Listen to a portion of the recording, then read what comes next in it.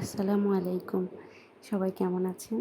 আরও একটি নতুন এবং সহজ রান্না নিয়ে চলে আসলাম আপনাদের মাঝে। নারিকেল দিয়ে মুরগির মাংস। আমি এখানে নারিকেলগুলো এভাবে কেটে রেখেছি চিকন, চিকন করে। আর ২ টো বড় সাইজের পেঁয়াজ কুচি নিয়েছি। আর ৩ টে লাল দেশি আলু নিয়েছি। আর নিয়েছি ৮০০ গ্রাম মুরগির মাংস।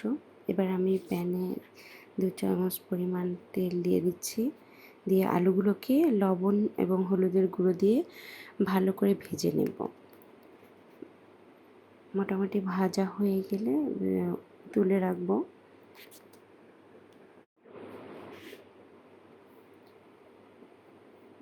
এরপর পেঁয়াজ কুচিগুলো দিয়ে দিব।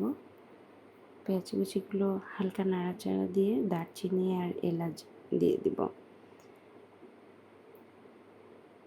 যখন পেঁয়াজটা হালকা বাদামি কালার হয়ে আসবে তখন এক এক করে সব গুঁড়ো মশলা অ্যাড করব। হলুদের গুঁড়ো, মরিচের গুঁড়ো, জিরার গুঁড়ো, লবণ, পরিমাণ মতো লবণ,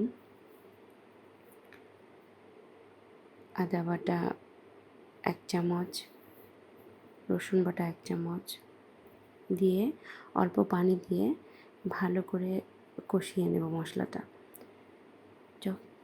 মশলাটার কালার যখন লাল লাল হয়ে আসবে তখন আমি এটাতে কেটে রাখা নারিকেলগুলো দিয়ে দিব। নারিকেলগুলো কিছুক্ষণ নাড়াচাড়া করে ঢেকে দিব। অল্প পানি দিয়ে ঢেকে দিব যাতে ভালোভাবে কষানো হয়ে যায়। নারিকেলটা ভালোভাবে কষানো হয়ে গেলে তারপর আমরা ঢাকনা উঠিয়ে যে মুরগির মাংসগুলো ধুয়ে রেখেছিলাম সেগুলো দিয়ে দিব। দিয়ে কিছুক্ষণ নাড়াচাড়া করে তারপর ঢেকে দিব। ৫-৭ মিনিটের জন্য ঢেকে দিব।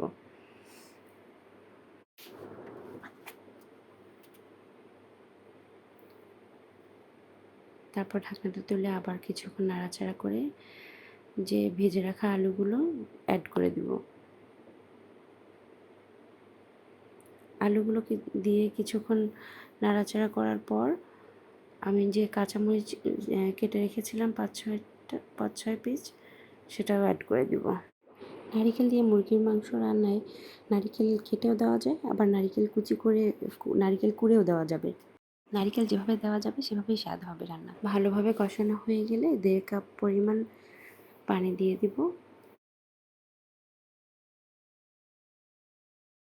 মাংসের ঝোলটা যখন কিছুটা শুকিয়ে আসবে তখন ভাজা দারচিনি এলাচের গুঁড়োটা দিয়ে দিব। দিয়ে কিছুক্ষণ নাড়াচাড়ার পর ঝোলটা ঘন হয়ে আসলে নামানোর আগে ভাজা জিরের গুঁড়ো ছিটিয়ে দিব। আমার চ্যানেলের রান্নাগুলো ভালো লাগলে সাবস্ক্রাইব করে পাশে থাকবেন। ধন্যবাদ।